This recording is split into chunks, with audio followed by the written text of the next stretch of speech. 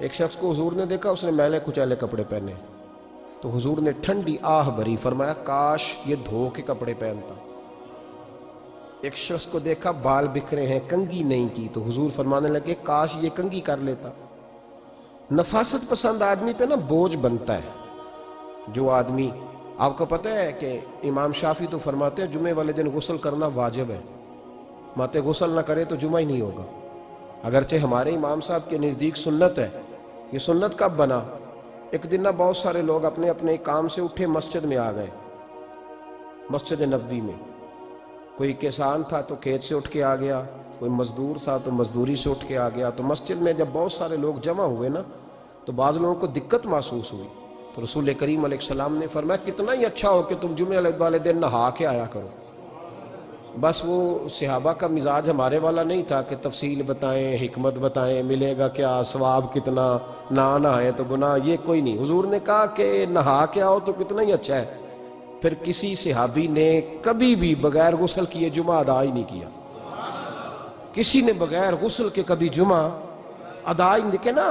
اسلام بڑا خوبصورت دین ہے۔ حضور نے فرمایا جو کچا پیاز کھائے وہ مسجد نہ آئے، پہلے مسواک کرے، دانت صاف کرے، پھر آئے۔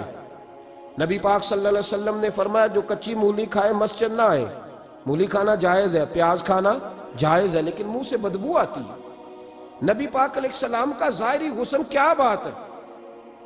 میلاد مبارکہ میں نبی پاک علیہ السلام کی جو چیز بڑی کھل کے واضح ہوتی ہے وہ رسول اللہ کا حسن و جمال ہے۔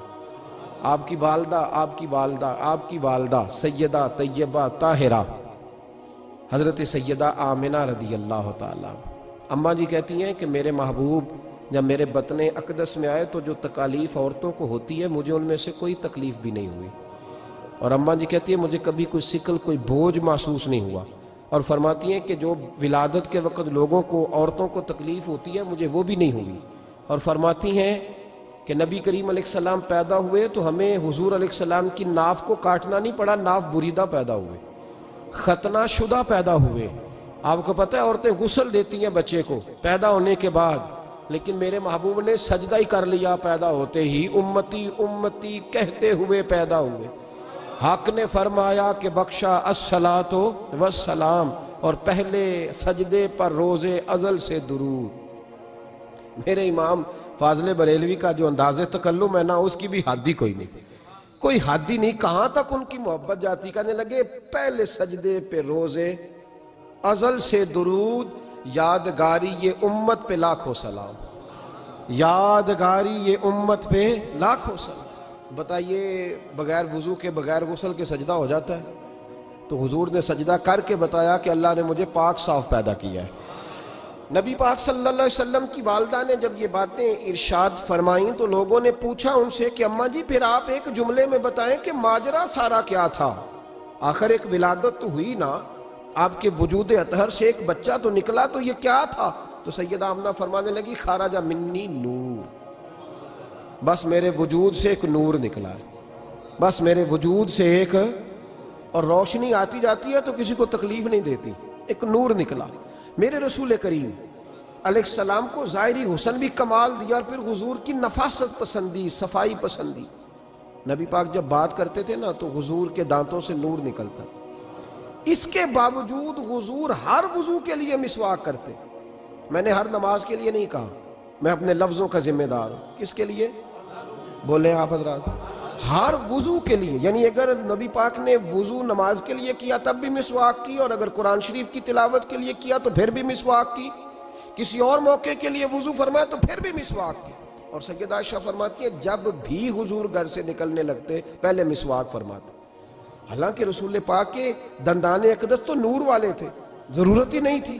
ہماری تعلیم کے لیے نفاست پسندی۔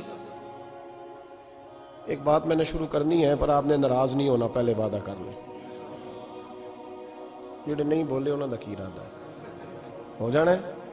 چلو ہو جائے، کوئی گل نہیں، خیر ہے، ہو جائیں آپ ناراض۔ نبی پاک نے بڑی مونچھیں نہیں پسند کی، حضور کو اچھی نہیں لگتی تھی۔ ایک بات پوچھتا ہوں آپ سے، یہ درد دل ہے میرا اور صرف سمجھانے کے لیے عرض کر رہا ہوں، کوئی تنقید نہیں، اللہ تعالیٰ مجھے نیت کا وضو عطا کرے۔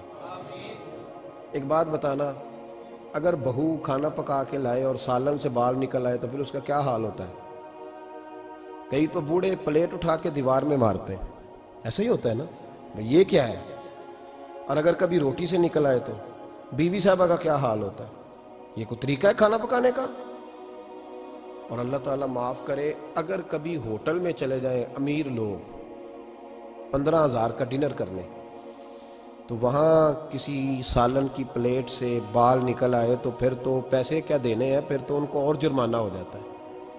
یہ تو سارے بال نکل آئے تو مشکل، اور ویسے بھی جو نفاست ہے نا طبیعت کی، اس پر بوجھ بنتا ہے، بال کھانے میں ہو آٹے میں ہو تو بوجھ بنتا ہے۔ تو بڑی مونچھوں والا دوست بھائی بزرگ جب پانی پیے گا تو بال پانی میں جائیں گے کہ نہیں جائیں گے؟ حکیم اور ڈاکٹر کہتے ہیں کہ کینسر کے مرض کا خطرہ ہے۔ اب باقی بھی راضی نہ ہوں، حضور نے بڑی مونچھیں بھی پسند نہیں کی اور چھوٹی داڑھی بھی پسند نہیں کی۔ حضور نے فرمایا داڑھیاں بڑھاؤ، مونچھوں کو پست کرو، مشرکین کی مخالفت کرو۔ اور ایک مقام پہ رسول پاک علیہ السلام نے یہاں تک فرمایا کہ جو مونچھیں پست نہیں کرتا وہ ہم میں سے ہے ہی نہیں۔ اتنے سخت لفظ۔ ایک صحابی تھے، آپ یقین کریں نا، کئی دفعہ دوستوں کو کہنا پڑتا ہے، اور کئی دفعہ نا مجھے محسوس ہوتا ہے کہ یار ہم روز ہی کہتے ہیں، لیکن کہتے پتہ کیوں ہے؟ کہ بوجھ بنتا ہے وہ بندہ جو اس طرح کی تباہ کے ساتھ آتا ہے، جو حضور نے پسند نہیں کیا۔ ایک شخص نبی پاک کے سامنے آیا، قاضی عبدالدائم دائم صاحب نے لکھا ہے، بڑی خوبصورت بات لکھی ہے، کہنے لگے حضور کے سامنے وہ اکثر آیا کرتا تھا تو مونچھیں بڑی تھی، حالانکہ داڑھی بھی بڑی تھی، مونچھیں بھی بڑی تھی۔ 2-4 دفعہ حضور نے باتوں باتوں میں تات اللفظ سمجھایا۔ کچھ بندے نہیں سمجھتے، تات اللفظ سمجھاؤ یا بڑا کھول کھول کے سمجھاؤ پر بات سمجھنے کو تیار نہیں ہوتے۔ پتہ نہیں کیا ایسا حسن ہے بھئی، جو حسن نبی پاک نے پسند نہیں کیا وہ کبھی حسن ہو سکتا ہے؟ کبھی خوبصورتی ہو سکتی ہے؟ وہ کسی کا ذاتی کلچر تو ہو سکتا ہے پر دین کی تہذیب نہیں۔ نبی کریم علیہ السلام نے کئی دفعہ سمجھایا تو ان کی سمجھ میں بات نہ آئی۔ ایک دن وہ بیٹھے ہوئے تو حضور نے ایک صحابی سے فرمایا کینچی لاؤ۔ کہنے لگے میں سمجھ گیا کہ میرے ساتھ کچھ ہونے لگا ہے۔ ساتھ ہی حضور نے فرمایا ایک مسواک بھی لانا۔ کہنے لگے میں نے کہا بچت ہو گئی، میرے تو دانت صاف ہے۔ تو یہ شاید اس کی بات ہونے لگی ہے جس کے دانت بھی ٹھیک نہیں۔ دونوں چیزیں جب آ گئی نا تو حضور اٹھے اور نبی پاک نے مسواک ان کے ہونٹوں پہ رکھی، اسی سے آبی کی ہونٹوں کے اوپر مسواک رکھ کے تو اوپر سے حضور نے مونچھیں کاٹ لی۔ فرمایا یہ نہ ایسا کرو، یہ چیز مجھے پسند نہیں ہے۔ حضور نے نفاست پسندی کو۔ اب تو اللہ تعالیٰ خیر کرے، ملانگا آ گئے ہیں مارکیٹ میں، ملانگ درویشی فقیری، اور ان کے پاس رش بھی زیادہ ہے، ان کے درباروں پہ بھی رش زیادہ ہے۔ جی کہتے ہیں حضرت صاحب درویش آدمی ہے۔ بھئی روٹی تو پورے ٹائم پہ کھاتا ہے، مونچھیں کٹوانے میں ہی درویش ہو گیا ہے، نہ بال کٹواتا ہے نہ مونچھیں کٹواتا ہے۔ یہ گرو نانک کی تعلیمات ہیں، یہ نبی پاک کی تعلیم نہیں۔ وجود کا کوئی بال نہ کٹوانا یہ سکھوں کا طریقہ ہے، مسلمانوں کا یہ انداز، یہ کدھر کی فقیری ہے؟ دین کوئی غلاظتوں والا معاذ اللہ، کہ بابا کپڑے نہیں بدلتا، بابا غسل نہیں کرتا، بابا بال نہیں کٹواتا۔ بابا ہے؟ پاگل ہے؟ قطعی طور پر کوئی فقیری نہیں، فقیری صرف وہ ہے جو میرے نبی نے کیا ہے۔